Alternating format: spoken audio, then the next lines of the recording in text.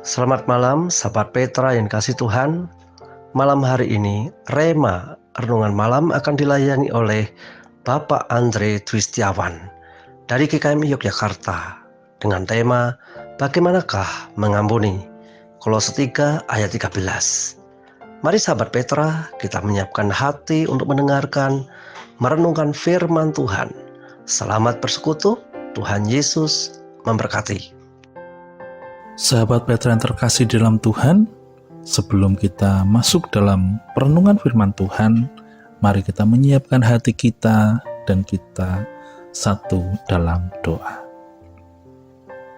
Selamat malam Bapa, Tuhanku, Yesusku yang sangat kami cintai dan kami agungkan. Kami berterima kasih Tuhan untuk malam hari ini. Engkau masih memberikan kami kesempatan untuk kami menghirup nafas yang segar ini. Engkau masih memelihara kami dan memberikan berkat yang melimpah atas kehidupan kami, di dalam kesehatan kami, dan di dalam hal-hal baik yang kami alami. Terima kasih Tuhan untuk hari ini Tuhan. Kami mau menyiapkan hati kami untuk kami sama-sama belajar akan kebenaran firman-Mu tentang mengampuni. Bimbing kami Tuhan, tuntun kami Tuhan, berikan kami hati yang tenang dan pikiran yang jernih untuk kami mendengarkannya. Kami serahkan dalam tangan-Mu yang kudus Tuhan, kiranya Roh Kudus-Mu yang memberikan pencerahan atas hidup kami. Haleluya, amin. Selamat malam sahabat Petra yang terkasih di dalam Tuhan. Malam hari ini, kita akan belajar tentang bagaimana mengampuni, yang diambil dari Kolose 3 ayat 13. Saya akan membacakan untuk para pendengar Petra yang setia. Kolose 3 ayat 13. Sabarlah kamu seorang terhadap yang lain, dan ampunilah seorang akan yang lain apabila yang seorang menaruh dendam terhadap yang lain. Sama seperti Tuhan telah mengampuni kamu, kamu perbuat jugalah demikian. Siapa yang tidak pernah mengalami sakit hati?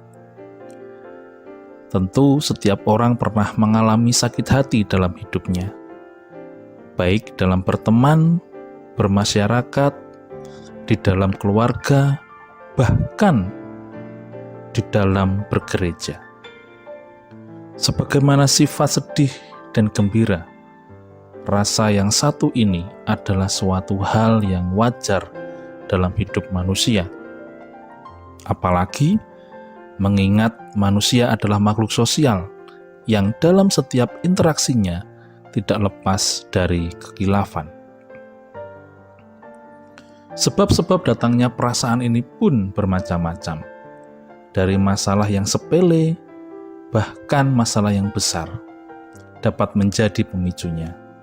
Misalnya, berawal dari perdebatan, perbedaan pendapat, salah ngomong, adanya konflik atau ketidakcocokan, dihina, bahkan dianggap remeh. Dan dari setiap sakit hati, rasa sakit dan ketidakadilan yang dialami, terdapat benih-benih sikap tidak mau mengampuni.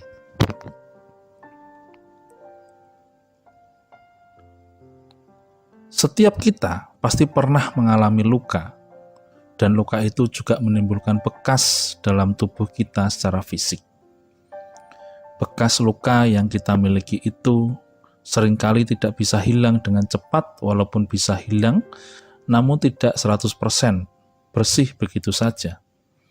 Saat kita melihat bekas luka itu, kita pasti akan teringat bagaimana luka itu bisa ada dalam diri kita.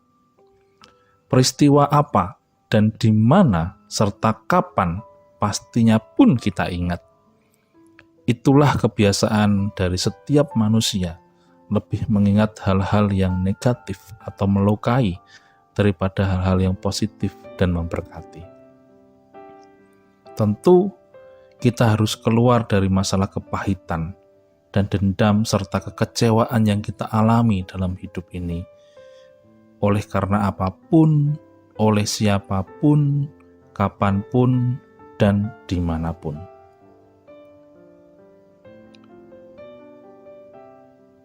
Berdoalah, ampunilah kami akan kesalahan kami, seperti kami juga mengampuni orang yang bersalah kepada kami. Ingatlah, jikalau kamu mengampuni kesalahan orang, Bapamu yang di surga akan mengampuni kesalahanmu juga. Tetapi jika kamu tidak mengampuni orang, Bapamu juga tidak akan mengampuni kesalahanmu. Maka berusahalah hidup damai dengan semua orang dan kejarlah kekudusan, sebab tanpa kekudusan tidak seorang pun dapat melihat Tuhan. Jagalah supaya jangan ada seorang pun menjauhkan diri dari kasih karunia Allah, agar jangan tumbuh akar yang pahit yang menimbulkan kerusuhan dan yang mencemarkan banyak orang. Mengapa kita harus mengampuni? Nanti ketika kita mengampuni, malah kita dicap manusia lemah. Tentu ada maksud di balik kita mengampuni. Mengampuni berarti mengakui adanya sakit hati. Tidak ada yang menyangkal sakit hati yang kita alami. Tidak ada orang yang mengatakan bahwa mereka selama hidupnya terlepas dari sakit hati. Kita sebagai manusia tidak perlu sombong dengan mengatakan tidak. Namun sebenarnya iya, kita harus rendah hati dan mengakui bahwa sesungguhnya kita adalah manusia yang rapuh dan menerima pengampunan dari Tuhan. Karena itu tidak ada alasan bagi kita untuk berat hati dalam mengampuni sesama kita. Kemudian dalam pengampunan, kita menjaga mata hati kita tetap terbuka, bersikap jujur, dan bergerak maju. Mengampuni tidak berarti menutup mata akan masalah yang pernah timbul, tapi melihat dengan benar akar masalah yang menimbulkan masalah dalam hati kita. Mengampuni menunjukkan kemurahan hati kita, karena kemurahan hati kita adalah buah dari pengampunan yang kita terima dari Tuhan. Jika kita mengatakan bahwa kita murah hati, maka pengampunan adalah bagian atas hidup kita. Mengampuni yaitu tidak mengingat kesalahan yang pernah dibuat, yang artinya mengubur dan tidak menggalinya lagi. Mungkin sulit melupakan, tetapi saat kita berbicara tentang hal mengampuni, hal yang pernah terjadi, maka emosi dalam diri kita tidak terusik kembali.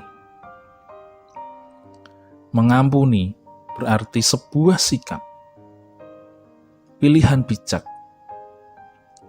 Banyak orang yang tersakiti mengatakan bahwa mereka hanyalah korban, jadi sulit melepas pengampunan terlebih dahulu. Tetapi perlu diingat bahwa mengampuni adalah sikap hati yang keluar dari dalam diri kita, bukan dari orang lain. Dan sebagai orang-orang yang percaya Yesus, mengampuni adalah gaya hidup kita sebagai ciptaan baru dalam Kristus. Berdoalah seperti Yesus, ya Bapa, ampunilah mereka, sebab mereka tidak tahu apa yang mereka perbuat. Sesungguhnya hidup ini hanya bisa dinikmati saat kita memiliki gaya hidup mengampuni. Jadikan ini suatu kebiasaan, bukan berdasarkan pertimbangan untung rugi, tetapi sebagai teladan dan jalan berkat bagi orang banyak. Bagaimana kita dapat belajar mengampuni atau memaafkan sesama yang bersalah kepada kita? Ada 3 prinsip penting yang dapat kita renungkan. Pertama, pengampunan adalah sebuah keputusan. Mengampuni adalah sikap yang hendaknya ditetapkan sebagai komitmen.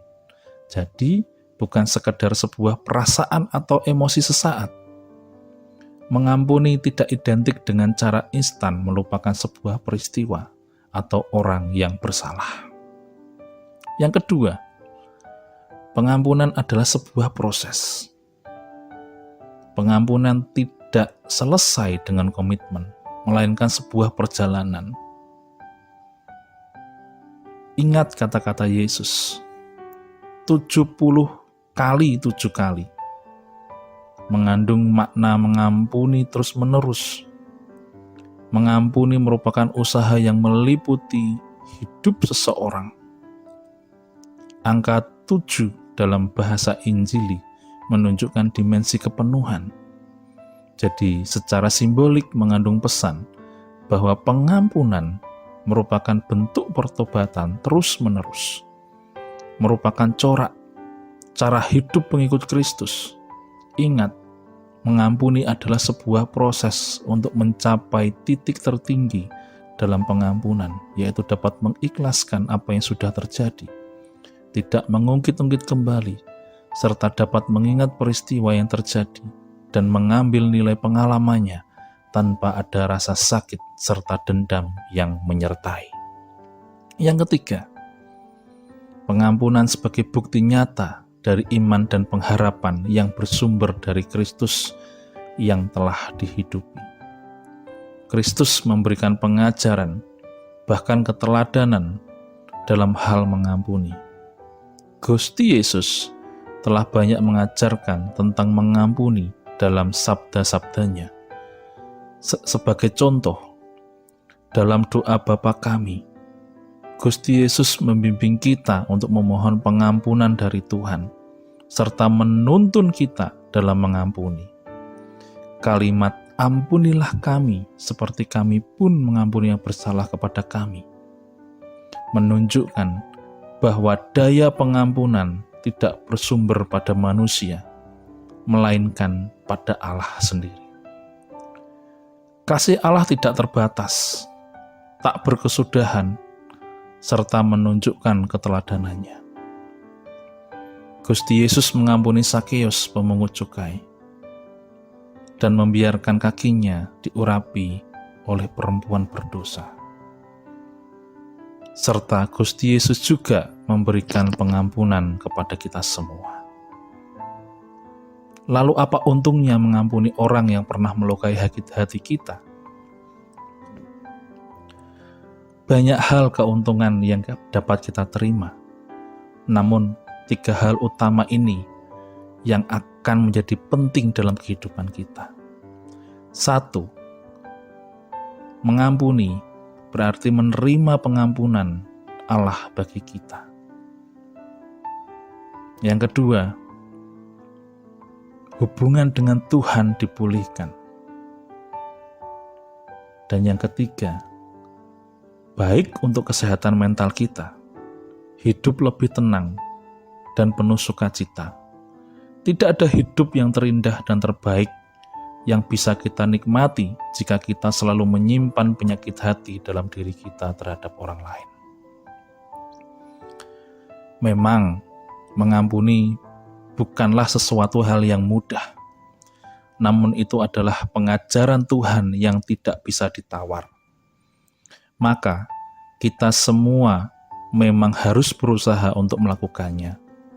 Tentu dengan bantuan rahmat Tuhan, jika kita diizinkan Tuhan untuk mengalami pengalaman disakiti oleh orang lain, maka kita diberi kesempatan juga olehnya untuk merasakan sedikit dari penderitaannya di kayu salib.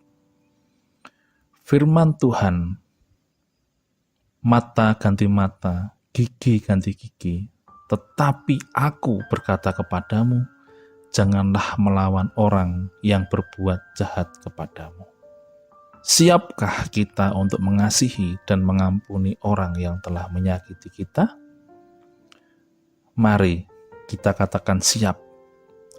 Aku siap Tuhan untuk mengampuni orang yang bersalah.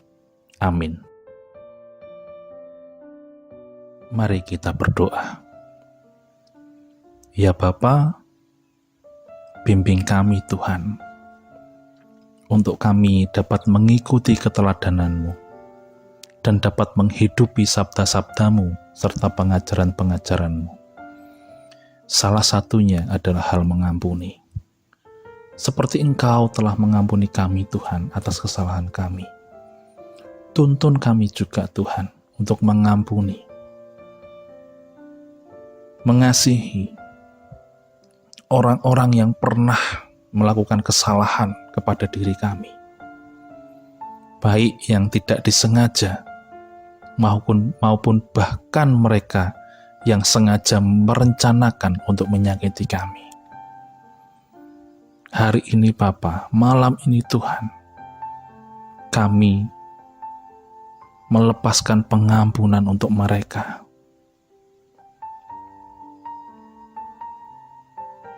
Kiranya Engkau juga mengampuni mereka Tuhan. Dan melalui pengampunan inilah Engkau memberikan damai sejahtera kepada mereka. Begitupun Engkau juga memberikan kedamaian di hati kami. Kami serahkan segala beban kami Tuhan di dalam tangan-Mu yang kudus. Kiranya Roh Kudus-Mu yang memberikan sukacita penuh atas kehidupan kami. Bimbing kami Tuhan, bimbing kami Yesus, untuk kami terus menghidupi ajaran-Mu dan keteladanan-Mu. Tuntun kami ya Bapa. Haleluya. Amin.